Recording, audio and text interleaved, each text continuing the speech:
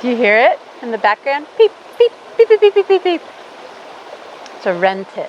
California towhee makes a similar call with that kind of ping pong ball. Beep, beep, beep, beep, beep, beep, beep, beep. Except the California towhee usually has some other funky notes at the end. So I'm guessing that one is a wren tit. But that's not what I came out here to talk about. So happy to talk about birds any moment. But so hi everybody, Wonia here, and I came out during the first week of the total lockdown in California. I came out specifically because I needed some medicine to finish the formulation I'm making. The Buhner herbal protocols for the coronavirus. And the one medicine that I didn't have that I knew I could make easily was a tincture with elder leaf and stem. Now, myself, I've always avoided the vegetative parts of elderberry with the understanding that they're toxic. And that's because they have a cyanide compound or something that can become cyanide in your body. But reading more of Stephen Harold Buhner's work, I understand that in fact, those are kind of, too focused on in our world, and we actually tend to be so afraid of this plant that we miss some of the strongest medicine that it has to offer, that of the leaves and the stems. And if you simply boil down the leaves, cook them at high heat, then you're going to be boiling off the toxin. Then we can add alcohol and make a tincture, having already cooked the plant. And it's a far more powerful antiviral than either the berries or the flowers, which is what I have worked with before. So very excited to hear that, and also to know of a particular area which is really rich with elderberries. So I wanted to come out here to harvest it, to finish the formula that I'm making to have available to friends and family should they become ill with the coronavirus. So I'm standing by a beautiful creek. You can hear it rushing behind me. And that's a really good place often to look for elderberry, especially if you live in a drier area. So this is the blue elderberry, the California elderberry. You don't want to use the red elderberry, although Buhner also says that people are too afraid of the red elderberry too, but we don't have that here, so it's not an issue. But I wanted to talk too just about harvesting ethics, and it's always important to me to give back to the plants when I harvest. Give thanks. Really hold that place of appreciation in my heart, and especially right now with how important this particular medicine could be to the world with what we're going through.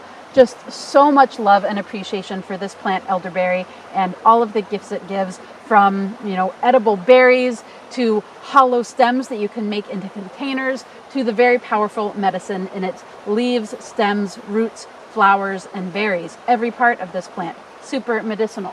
So one of the ways that I give back, in addition to just appreciation, is what we call tending or wild tending, which is just looking to see what I can do to help improve the life of the plant in return for the gifts it's giving me in terms of its medicine. Right here, this elderberry is growing right in the middle of some blackberry. So blackberry is an invasive plant, and it is just unfortunately clogging this stream on the other side. So this is a way that I can give something substantial back to the elderberry in terms of releasing it from the blackberry that is choking it out.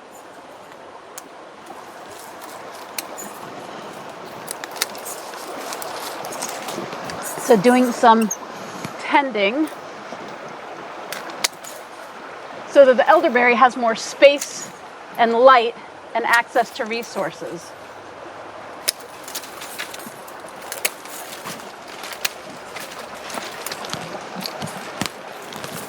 And then I'm also going to be thinking about when I harvest from the elderberry, doing so in a way that is going to, caught up in blackberries, doing so in a way that's going to add to the health of the plant. So I'm not just gonna lop at the plant indiscriminately. I'm going to take a little bit here, a little bit there, and try to do it in a way that is going to make the plant stronger and more robust and resilient in the long term. Now, elderberry is a plant that tends to have a lot of branches die off.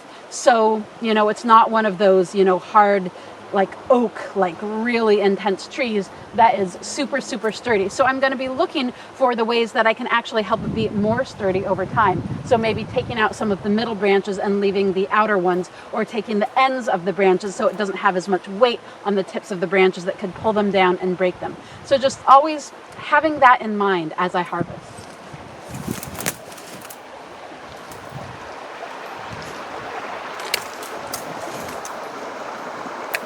And always asking the plant before I harvest.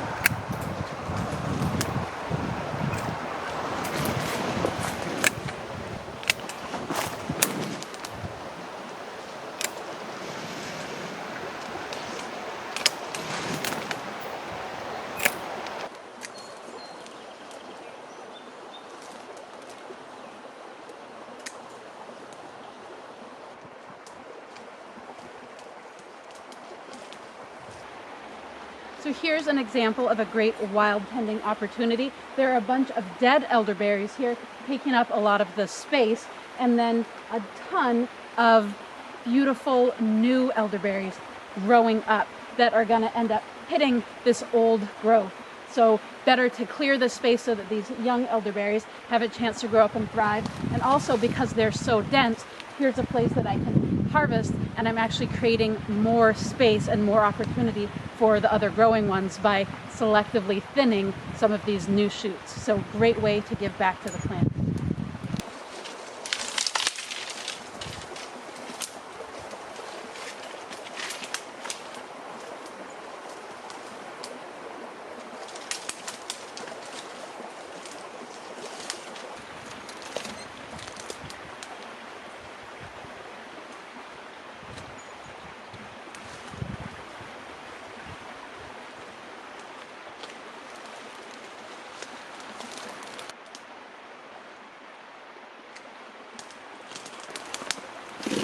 So this is going to be so much good medicine to help anyone that I love or encounter who is fighting against the virus and could use some support in that. And I've done a lot to improve the health of this patch of elderberry. So wild tending, beautiful thing for humans and for the wild. While I am out here in this lovely place, there is so much medicine here that I decided I needed to talk about more of it, and more than just elderberry. So even though I'm in an area that's actually really, really impacted by non-native invasive species, this is a creek area that is just flooded with a barrage of invasive Himalayan blackberry, and the area I just walked through was all periwinkle, which is an invasive ground cover that kind of grows like an ivy and covers things and clogs out native plants. And even so, just from where I'm standing right now, I can see probably at least 7 medicinal plants. So there's a beautiful carpet along the sides of the path and the ground around me that is yellow dock. This is a plant with a deep taproot that's very bitter, and it's a really good liver medicine, helps clean your liver and keep it functioning well. There's also in the background, just leafing out and flowering, is willow. The bark of willow is actually where we got aspirin from. So willow is a wonderful medicine for helping control pain. Down on the ground beneath that, and actually right at my feet here, is mugwort, which is another plant that's useful for headaches, and a lot of really powerful medicine in this genus, Artemisia. Also includes wormwood that's very good for parasites, and it's in the same genus as sagebrush and tarragon and all of these really strong, potent plants. So it's good for headaches and prophetic dreams. And a lot of the native folks in this area consider this like incredibly strong medicine for lots of different things. Also, where did I just see? Oh yes, also growing right along the sides of the path is milk thistle. This is another plant for liver. It's also the seeds of the milk thistle as opposed to the root, but it's also an edible. If you cut off the spikes, it's got a delicious crunchy stem that's a little bit flavored like artichoke because they're in the same family. The thistle flower itself is what makes an artichoke. So similar delicious flavor. Even the blackberry itself which is very invasive, is a good medicine for constipation, particularly the roots. If you've got some issues, can help stop, I'm sorry, it's the opposite. Very good for diarrhea. So even the blackberry, which is, growing everywhere and invasive and problematic here, that's a powerful medicine too for diarrhea. It'll help dry things up if you're having some issues. And then, of course, there is the lovely elderberry that I came here to harvest. And right along the path, there's low-growing mint, which is going to be great tea for if you have sinus issues. It's going to be very calming. It's a good kind of nighttime blend. It's a good all over feel good and help break up any mucus or congestion kind of a plant. So right here within 20 or 30 feet of me, so much fabulous medicine. It's amazing what the world has available to it if we just take the time to get to know it well and create a good relationship with it. There are also so many birds singing right now because we've had kind of a stormy, cloudy day and we're getting a little burst of sunshine. So there's so much moving in the trees and singing. A little hummingbird I can see. There's been a bunch of robins.